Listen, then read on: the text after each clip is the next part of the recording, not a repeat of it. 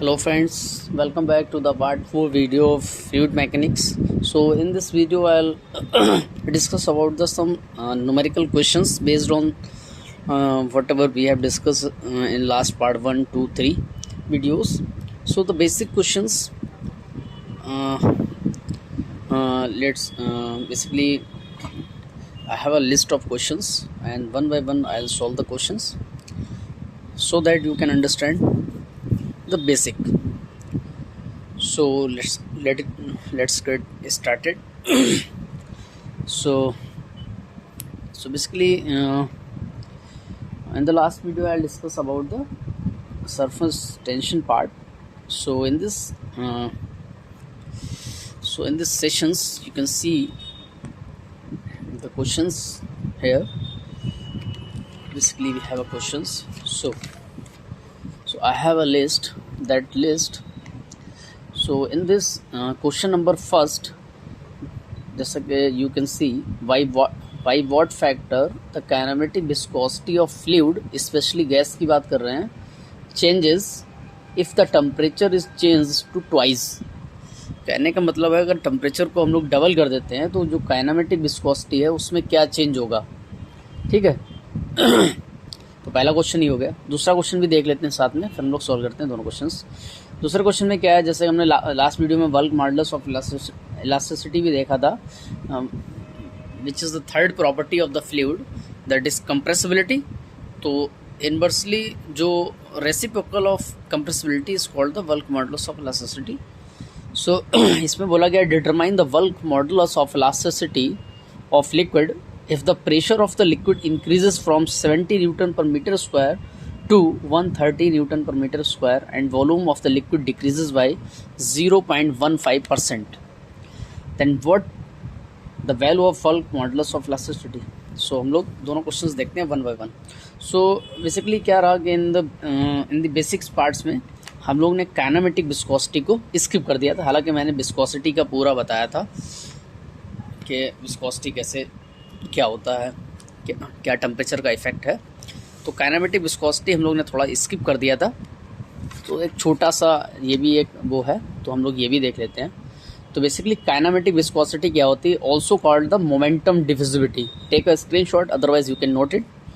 सो इसको न्यू से डिनोट करते हैं, विच इज़ अगर हम जो हमारे पास जो डायनामिक जो विस्कोसिटी होती है और बेसिकली जो विस्कोसिटी होती है उसको अगर हम डेंसिटी से डिवाइड कर देते हैं तो nu which is equals to rho mu upon rho, unit of kinematic viscosity is metre square per second in MKS और एसआई सिस्टम. फिजिकल सिग्निफिकेंस क्या है इसका काइनेमेटिक विस्कोसिटी का, a large variation in the value of mu but the small variation in the value of nu. So 1 meter square per second, which is equals to 10 to the power 4 centimeter square per second. Of course, this centimeter square per second is also called the stroke. So 1 meter square per second, which is equals to 10 to the power 4 stroke. Stroke क्या है? Stroke as CJ system में units है. So हमको ये भी पता है कि जो है स्पेशली अगर मैं गैस की बात करता हूँ तो गैसेस के लिए हमने जो हमारा जो विस्कोसिटी है, गैसेस के लिए हमारा विस्कोसिटी क्या था, स्क्वायर रूट ऑफ टेम्परेचर के प्रोपोर्शनल रहता था. और डेंसिटी की अगर मैं बात करता हूँ गैसेस के लिए क्या था, 1/T इनवर्सली प्रोपोर्शनल होता था. ठीक है ना.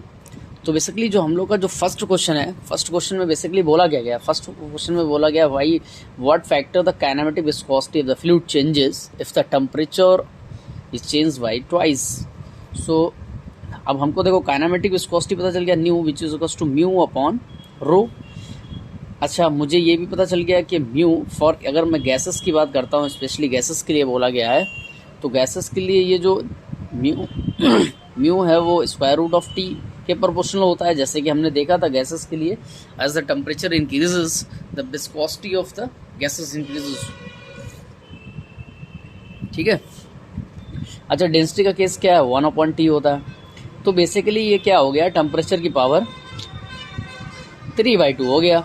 अच्छा, तो मैं ये जानता हूँ ये जो न्यू है वो टेम्परेचर की पावर 1.5 बोल लो या 3/2 बोल लो, इतना हो गया. अच्छा, ठीक है. तो बेसिकली क्या हुआ कि न्यू 2/ν1 अगर मैं लिखूँगा मतलब T2 अपॉन T1 की पावर 3/2 या 1.5।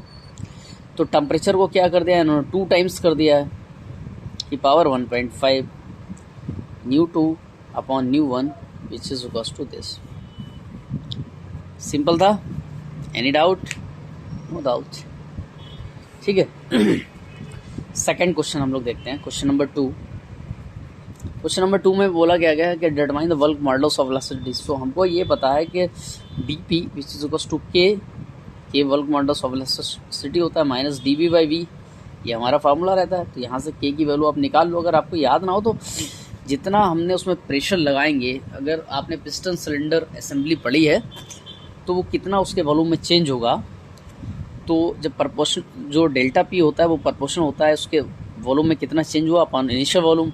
और जो प्रपोर्शनलिटी का निशान हटाते हैं तो हमारा एक कांस्टेंट आ जाता है, that is bulk modulus of elasticity. ठीक है।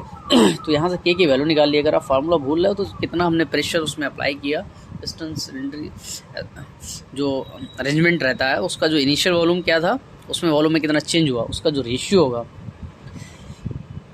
वो बताएगा। सो डी पी अपॉन ये क्या हो गया, minus D V upon V हो गया।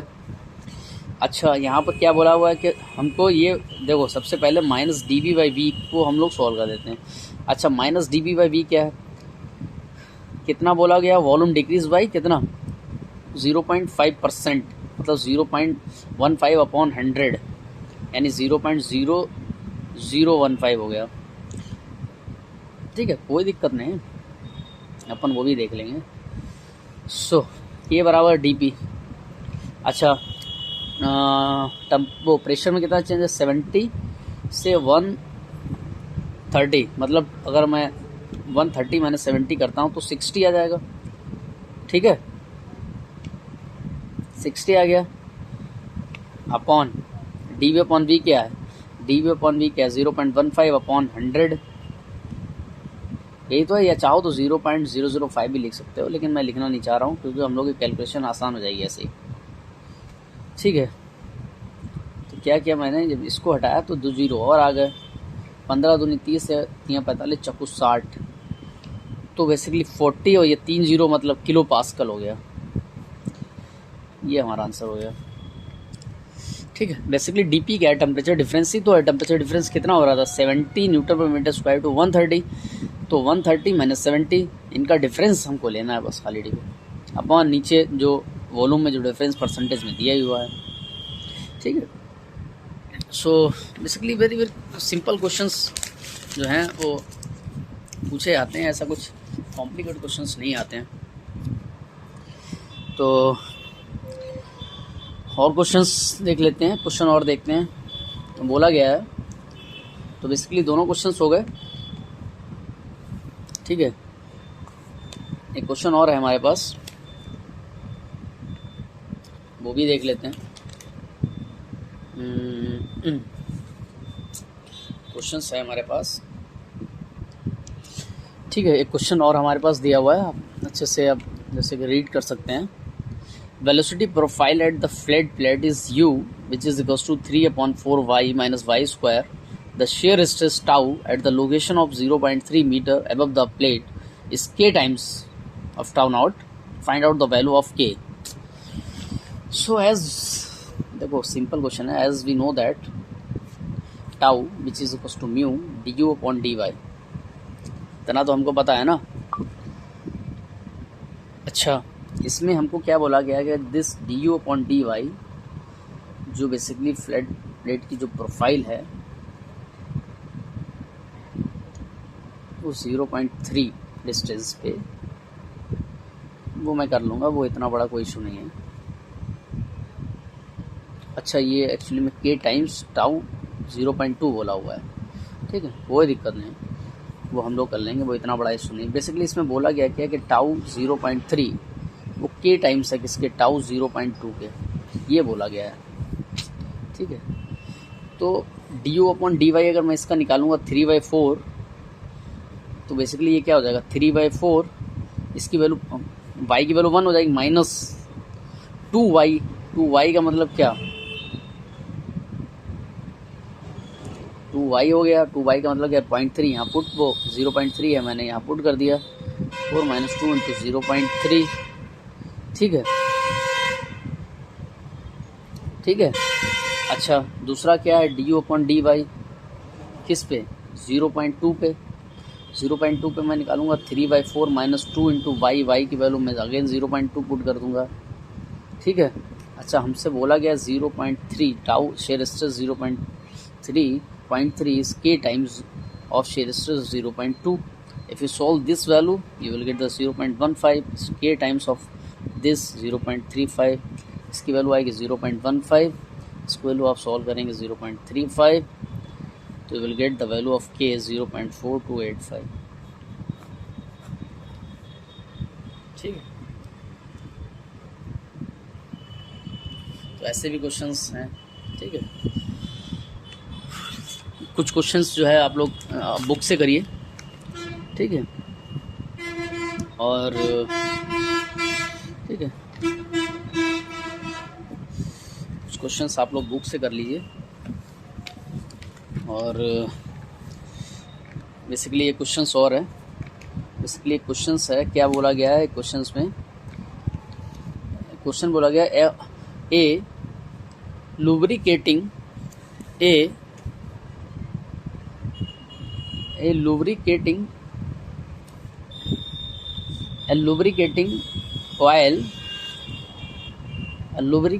oil 100 times more viscous, conceptual question है 1 मार्क्स में, viscous than water,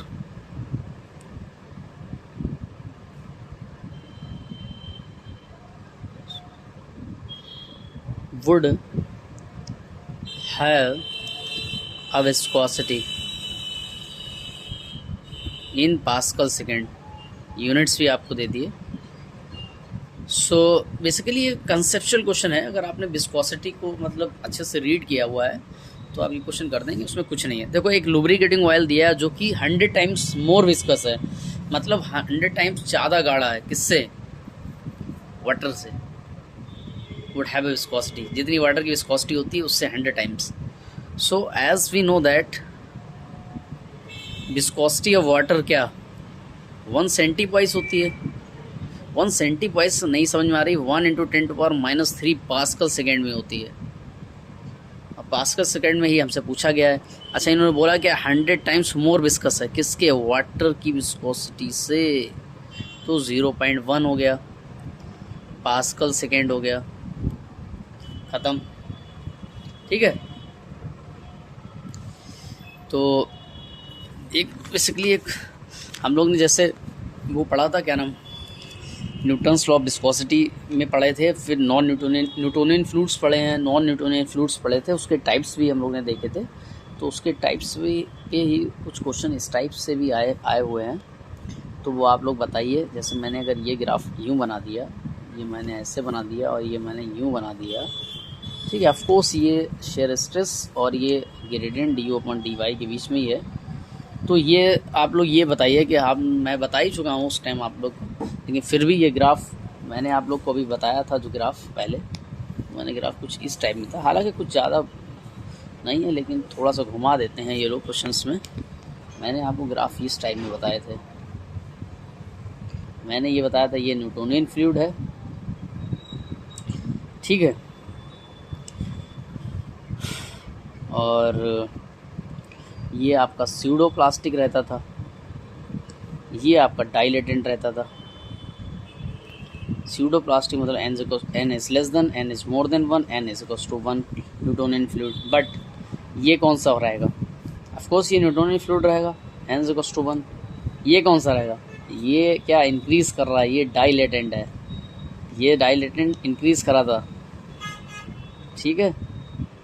तो ये ध्यान रखना, n is more than 1 है, ये डिक्रीज कर रहा है, ये भी डिक्रीज कर रहा है, ये ऊपर है ये नीचे है, ठीक है। ये नहीं कि ये नीचे है तो ये मतलब डाइलेटेंट है, ये स्यूडो प्लास्टिक है, ठीक है। तो दोनों ग्राफ जो हैं दोनों वैरायटी है, ये मैंने पहले करवा रखा था, ये एग्जाम्स में पूछा हुआ है तो आपको पता होना चाहिए, ठीक है। और इसके बाद हम लोग स्टार्ट करते हैं बेसिकली। तो वेरी अब हम लोग फ्लूइड मैकेनिक्स में एंटर करते हैं, ठीक है। तो let's get started the fluid static part. So I hope you can see the visibility is clear. So what is fluid statics? So in this fluid statics we gonna discuss about the when the fluid is at the rest. So types of forces acting on a fluid.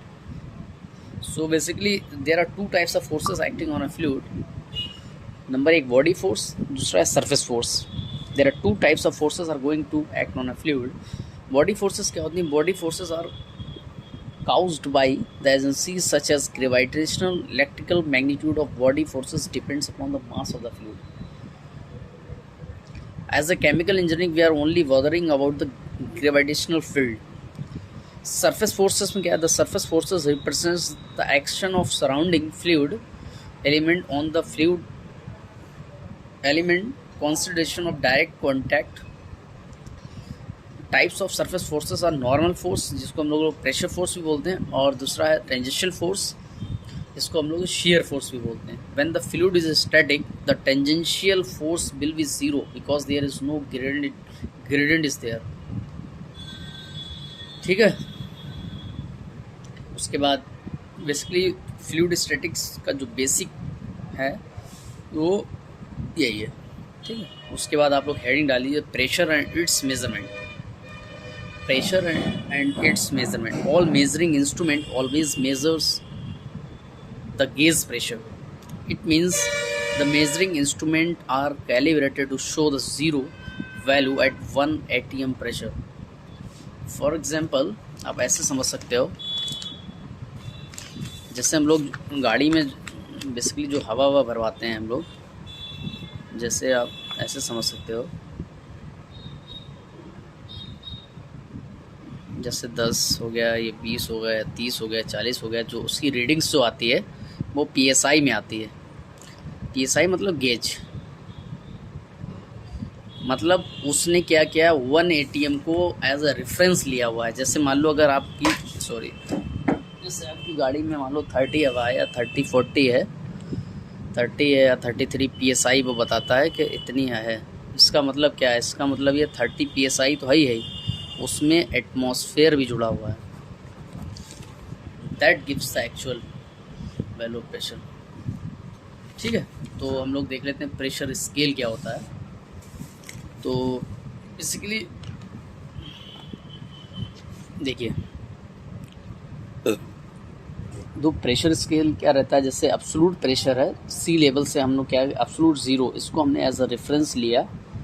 तो यहाँ कहीं पे हमने क्या zoom किया कि यहाँ पे एटमॉस्फेयर है, उसके नीचे जो आएगा वो वैक्यूम प्रेशर आएगा या गेज प्रेशर बोल सकते हैं। उसके ऊपर जो आएगा वो पॉजिटिव गेज होगा, नीचे आएगा वो नेगेटिव गेज होगा, मतलब उसको वैक्यूम,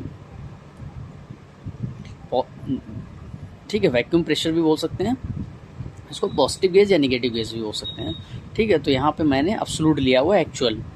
तो बेसिकली जो एक्चुअल आएगा, जो 30-40 जो रीडिंग्स आती है, उसमें एटमॉस्फेयर क्या है एज अ रेफरेंस लिया हुआ है। तो ठीक है, as you can go through this, जैसे कि मैंने बना रखा है P एब्सोल्यूट अगर हमको निकालना है तो P ATM plus P gauge. All the measuring element instrument measures the pressure below the atmosphere is called the vacuum pressure. P absolute अगर मुझको निकालना है P atmosphere minus P vacuum कर दूंगा तो P एब्सोल्यूट ऐसे भी आ जाएगा। The absolute pressure is the actual pressure at the given location it's measured related to the absolute vacuum, ठीक है। तो ये भी ठीक है, अभी कोई इतना तो बेसिक हम लोग को पता होना चाहिए। व्हाट इज़ प्रेशर, ये सब चीज़ें हम लोग को पता ही होती हैं, देखो, ठीक है। उसके बाद हम लोग देखेंगे Pascal's law and hydrostatics law. तो बेसिकली पास्कल्स लॉ क्या होता है? पास्कल्स लॉ, हेडिंग डाल लीजिए आप लोग, पास्कल्स लॉ। स्टेटमेंट क्या है पास्कल्स लॉ का? According to the Pascal's law the pressure intensity at the point on a fluid at a rest. तो जैसे कि हम लोग ने अभी बताया था कि हम लोग we are going to study about the fluid statics. So whatever in the fluid statics we discuss only when the fluid is at the rest condition. So according to Pascal's law, the pressure intensity at a point on a fluid at rest is same in all direction. It means आप ऐसे समझ सकते हो उसको, when the fluid at rest, the pressure intensity at a point is same in all the directions. जैसे मान लो यहाँ पर जो प्रेशर इंटेंसिटी को P से डिनोट कर दिया, Px, Py, Pz, ये स्टेटमेंट है पास्कल्स लॉ का। when the fluid at rest conditions, pressure intensity same रहेगी सभी डायरेक्शंस में, ठीक है। तो बेसिकली जो पास्कल्स लॉ है उसका जो कह सकते हो जो स्टेटमेंट है वो यही है, ठीक है। अच्छा, आप ऐसे भी आप समझ सकते हो। जैसे देखो, जैसे मान लो हम लोग के पास क्या है, एक कंटेनर है इस टाइप में जिसकी हाइट मान लो h1 है, ठीक है, इसमें वाटर है। दूसरा कंटेनर कुछ इस टाइप में दिया हुआ है जिसकी हाइट h2 है, इसमें भी वाटर है, सेम फ्लूइड है। तीसरा कंटेनर कुछ इस टाइप में दिया हुआ है, इसकी हाइट h3 है, इसमें वाटर है। इफ़ h1 बराबर h2 बराबर h3 बराबर h है, वो वॉज द सेम फ्लूइड, तो प्रेशर इंटेंसिटी तीनों में क्या होगी, तीनों में सेम होगी according to the Pascal's law. For example, we have a container in which ऊपर क्या है, ऊपर जो है हमारा मान लो 1 मीटर पे हमारा जो है ऑयल है, नीचे मान लो 2 मीटर में वाटर है। तो यहाँ पे ऑयल और नीचे वाटर है, तो जाहिर सी बात है यहाँ पे ऑयल की डेंसिटी वगैरह आ जाएगी, यहाँ पे वाटर की डेंसिटी आ जाएगी। तो उसके जो इंटरफेस पे जो प्रेशर होगा वो कितना होगा। ये एप्लीकेशंस हैं पास करने हाइड्रोस्टैटिक्स लॉ की। सो इससे बेस्ड क्वेश्चंस आते हैं, वो भी हम लोग देखेंगे। उससे पहले हम लोग देखते हैं hydrostatics law. So basically hydrostatics law जो होता है वो क्या है, ठीक है। सो हेडिंग डाल लीजिए हाइड्रोस्टैटिक लॉ। हाइड्रोस्टैटिक्स लॉ में क्या, according to this law rate of increase of pressure in vertical is equal to the weight density of the fluid. तो बेसिकली जो हाइड्रोस्टैटिक्स लॉ रहता है कि जैसे let's say for example let's assume a fluid element over here, this distance is dy। So here क्या basically ऊपर क्या है, इसके फोर्स लग रही है। तो बेसिकली फोर्स बैलेंस क्या, नीचे वेट लगेगा, तो फोर्स बैलेंस मतलब pressure into area that is force. नीचे क्या ग्रेविटी की वजह से जो mg वेट लग रहा है।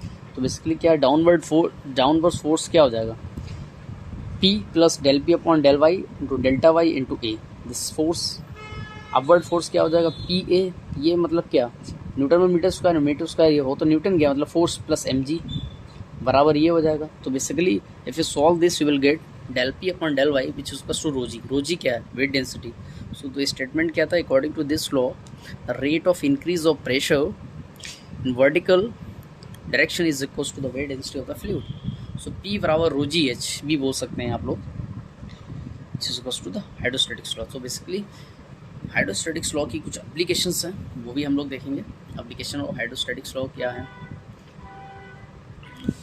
तो बेसिकली हाइड्रोस्टैटिक्स लॉ की एप्लीकेशंस भी आप लोग तो एप्लीकेशंस बेस्ड ऑन जो पास्कल्स रहा हाइड्रोस्टैटिक्स लॉ की। अभी क्वेश्चंस मैं कलेक्ट करूँगा, फिर उस अगले पार्ट में उससे क्वेश्चंस भी देख लेंगे हम लोग। उससे पहले हम लोग मैनोमीटर्स भी देखेंगे, तो फिर साथ में इसके हम लोग जो है एप्लीकेशंस देख लेंगे। So this is all about the fluid statics part. So do the practice and कोई डाउट आता है तो आप कमेंट कर सकते हैं। And please subscribe my channel and like the video. So take care, bye bye.